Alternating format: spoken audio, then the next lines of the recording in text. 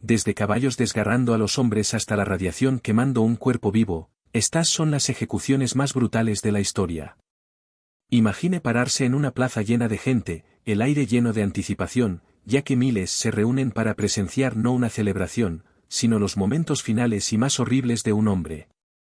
El año es 1610. El condenado es François Ravaillac, el asesino del rey Enrique IV de Francia. ¿Su castigo?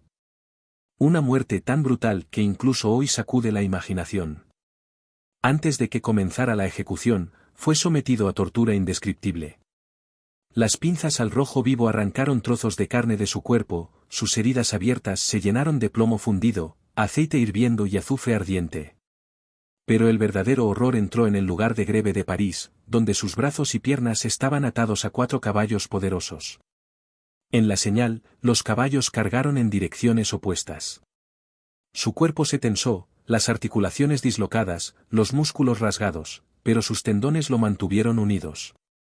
Solo después de que los verdugos cortaron a través de esos cables vitales, los caballos tuvieron éxito, destrozándolo por pieza por pieza.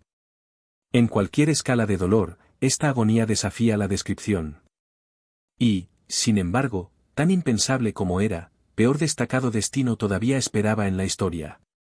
Porque a veces, la naturaleza misma se convirtió en el verdugo. 2 árboles, un solo hombre, y una muerte no podría igualar. El año fue 945. El príncipe Igor de Kiev había enojado a los drevlianos al exigir más tributo de lo que acordaron pagar. Capturado por sus enemigos, fue sentenciado a una muerte cruel e ingeniosa. Sus piernas estaban atadas a la parte superior de 2 árboles masivos que habían sido dobladas y restringidas. En la señal, se cortaron las cuerdas. Los árboles volvieron a su posición natural, destrozando el cuerpo de Igor con una fuerza que la mano de la verdugo podría entregar. A diferencia de una decapitación rápida, esto fue lento, brutal e implacable. Las articulaciones rasgaron, los tendones rompidos, los tejidos se rompieron.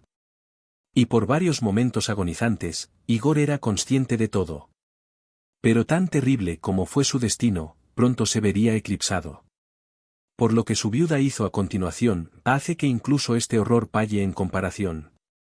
La princesa Olga de Kiev no estaba contenido de viuda con doma con el duelo. En cambio, convirtió la brutal muerte de su esposo en la chispa para una venganza tan astuta que eclipsa la crueldad de la ejecución de Igor. Cuando los drevlianos enviaron enviados proponiendo que se casara con su gobernante, Olga sonrió y los dio la bienvenida, solo para que los arrastraran, en bote y todo, en un pozo masivo. El suelo los tragó vivos mientras el suelo llovía, sofocando sus gritos finales. Pero Olga estaba lejos de terminar. Llegó una segunda delegación, esperando diplomacia. Ella los recibió calurosamente en una gran casa de baños. Cuando se relajaron adentro, las puertas estaban prohibidas, el edificio se puso en llamas. Atrapados en calor y humo, se asfixiaron y quemaron, su agonía resonó mucho después de que las llamas murieron. Aquí, la muerte ya no era solo castigo. Se había convertido en teatro, una actuación elaborada de poder y terror. Sin embargo, siglos después, la crueldad tomaría una forma aún más teatral, un trono de fuego de hierro, forjado no por reyes, sino por la agonía misma. Antes de que las novelas de fantasía imaginaran trones de poder, había una falsificada solo por sufrimiento.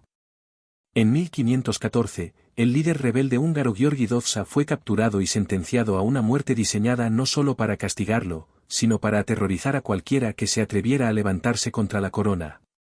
Estaba sentado en un trono hecho de hierro, precalentado hasta que brillaba como la superficie de una fragua. Una corona al rojo vivo fue presionada sobre su cabeza. Un cetro en llamas forzado a sus manos. Pero la crueldad no terminó allí. Sus partidarios más cercanos fueron llevados ante él, y algunos se vieron obligados a morder sus heridas ampolladas, sus vidas se salvaron solos si obedecían. Se calculó el espectáculo, una advertencia viva de que la rebelión se encontraría con tormento más allá de la imaginación. Sin embargo, no todos los tormentos necesitaban fuego o hierro. Algunos vinieron con silencio, y el silbido de las serpientes. ¿Qué pasa si tus momentos finales lo pasan dentro de un pozo retorcido, lleno de veneno? Según la leyenda, el gran vikingo Ragnar Lodbrok se encontró con su fin de esta manera, en un pozo de víboras. Cuando cayó, las serpientes golpearon, sus colmillos bombeando veneno en su cuerpo. El dolor era insoportable, ardiente hinchazón en las extremidades, parálisis que se arrastraba a través de los músculos, la fiebre y las convulsiones en la propagación del veneno. A diferencia de las ejecuciones destinadas a ser rápidas, la muerte en el pozo de serpientes fue lenta y aterradora. Cada bocado trajo no solo un tormento físico, sino un terror psicológico, una conciencia infinita de que la muerte era inevitable, pero cruelmente retrasada. Y aunque la historia de Ragnar vive más en saga que en la historia verificada, el método en sí era real. Desde la antigua India hasta Europa, las serpientes a veces se usaban para torturar a los prisioneros, una ejecución diseñada para aprovechar el miedo primario en sí. Y, sin embargo, la agonía más aterradora de la historia no provenía del mito, sino de la ciencia moderna. Durante siglos, la muerte fue entregada por espada, fuego o colmillo. Pero en el siglo XX, la humanidad creó algo mucho peor, un verdugo invisible para el ojo. En 1999, en una P japonesa Land, el trabajador Erashi Ouchi recibió la dosis de radiación más alta jamás registrada. En ese instante, su cuerpo se cambió a nivel molecular. Las células dejaron de dividirse. Los cromosomas se rompieron. Su piel se despegó en sábanas. Los médicos lucharon para mantenerlo vivo, realizando trasplantes, envolviéndolo en vendas e injertando la piel que se negó a sostener. Pero nada podría curarlo. Sus intestinos pudieron, sus músculos separados del hueso, la sangre se filtró de cada poro. Incluso sus lágrimas estaban llenas de sangre. Durante 83 días, Ouchi se demoró en un tormento inimaginable, pidiendo la liberación. Sin embargo, los médicos lo revivieron una y otra vez, incapaces, o no dispuestos, a dejarlo ir. ¿Fue compasión o curiosidad científica fría? Aquí, la ciencia misma se había convertido en el verdugo. Pero si el fuego de los átomos podría quemar a un hombre vivo desde adentro, el fuego medieval encontró su propia forma cruel de consumir cuerpos durante siglos. ¿Qué sucede cuando los huesos se destrozan uno por uno, bajo la mirada de una multitud? En la Europa medieval, la rueda de ruptura se encontraba entre los castigos más temidos. Los delincuentes fueron atados mientras los verdugos aplastaban metódicamente sus brazos, piernas y columna vertebral con golpes de hierro. Una vez rotos, sus cuerpos destrozados se tejieron en los radios de una rueda y se alzaban para que todos lo vean, una advertencia humana, que se pudría a la vista. Un caso escalofriante llegó en 1786, cuando Heinrich Stahl fue ejecutado en Tecklenburg. El primer golpe en su pecho debería haberlo matado al instante. En cambio, permaneció vivo, empapado en la rueda, gimiendo en agonía, durante 6 largas horas antes de que la muerte lo reclamara. Era terror por diseño, un espectáculo de sufrimiento destinado a congelar la rebelión antes de que pudiera comenzar. Y cuando el fuego no era suficiente para romper a los hombres, Kins eligió los caldera hirviendo. Un caldero burbujeante de agua, y un hombre bajó gritando. En la Inglaterra del siglo XVI, el rey Enrique VIII revivió una de las formas de ejecución más horribles, hervir viva. Richard Rose, un cocinero acusado de envenenamiento, se convirtió en una de sus primeras víctimas. Pero no fue simplemente dejado caer en la tina de hirviendo. En cambio, los verdugos lo levantaron y lo bajaron una y otra vez, prolongando el tormento mientras su carne se ampollaba y se pelaba. Los espectadores que se habían acostumbrado a las tapices y las decapitaciones se desmayaron ante el sonido de sus chillidos. El hedor de la carne ardiente se mezcló con vapor, dejando a los espectadores endurecidos sacudidos. Para Henry, se trataba de más que justicia, era una actuación de poder absoluto, una que mostraba que Mercy no tenía lugar bajo su gobierno. Pero Europa aún no había agotado su creatividad, durante pronto, los cañones mismos se convertirían en verdugos. Mientras Europa marchaba hacia la era de los imperios, la muerte misma se convirtió en un arma de espectáculo. Durante la rebelión india de 1857, las fuerzas británicas ejecutaron rebeldes capturados atándolos a la boca de los cañones. Cuando se disparó, la explosión destrozó los cuerpos, enviando extremidades y fragmentos volando por la plaza. No fue solo una ejecución, sino una actuación destinada a aterrorizar a los soldados y a los civiles para que se sometieran. Los otomanos y portugueses también utilizaron métodos similares, a veces incluso cargando a los hombres condenados directamente al cañón del cañón o atándolos a cohetes y disparándolos en el cielo. El mensaje era claro: la rebelión no solo le costaría la vida, sino que borraría su cuerpo frente a todos los que se atrevieron a ver.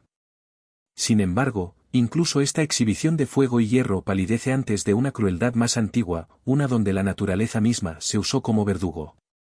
Los elefantes, entrenados durante siglos, podrían aplastar a un hombre en segundos debajo de sus pies. Sin embargo, el peso de la piedra, o incluso el pie de un elefante, era solo un preludio de las llamas que definirían siglos de terror. ¿Qué pasa si cada aliento se sintió más pesado, hasta que Stones te presionó la vida? La ejecución por aplastamiento fue uno de los castigos más antiguos. En Asia, los elefantes entrenados se usaron para pisotear prisioneros, terminando vidas debajo de su peso masivo. El acto fue rápido para la bestia, pero terriblemente lento para el hombre debajo de él. En Salem, Massachusetts, 1692, un viejo agricultor llamado Giles Corey eligió el silencio cuando se acusó de brujería. En lugar de suplicar, soportó un castigo conocido como presión. Las piedras pesadas se apilaron sobre su pecho, una tras otra, hasta que ya no pudo respirar. Durante 2 días, se demoró debajo del peso aplastante, sus palabras finales desafiantes: más peso. Era la encarnación misma de la impotencia, una vida presionada pulgada a pulgada. Y luego vino el máximo símbolo del miedo, la estaca, donde los condenados fueron consumidos por el fuego. Acusado de brujería, atado a un poste y esperando mientras las llamas te lamían los pies. Quemar en la apuesta se convirtió en una de las ejecuciones más infames de la historia, especialmente durante la Inquisición. Las mujeres, y a veces los hombres, fueron declarados sirvientes del diablo. Los ensayos fueron cortos, confesiones forzadas y las oraciones brutales. Aplicados con fuerza, los condenados fueron puestos sobre pides, donde el fuego los consumió lentamente, manejado deliberadamente, por lo que la muerte llegó en agonía en lugar de misericordia. En Moscú, se usó una variación en 1701, víctimas suspendidas y fumadas vidas, con humos corrosivos. Su cabello se cayó, su piel se derritió como cera, y la multitud observó cómo la vida se filtraba. En toda Europa, miles de las llamadas brujas perecieron de esta manera, sus gritos se tragaron por la superstición y el miedo. Aquí, la fe se convirtió en fuego, y la justicia se transformó en el teatro, un infierno destinado a aterrorizar a las comunidades enteras en obediencia. Y así, a través de las épocas, desde los caballos y las serpientes hasta el fuego y la radiación, quedaba una verdad: la imaginación humana es quizás la más cruel verduga de todos.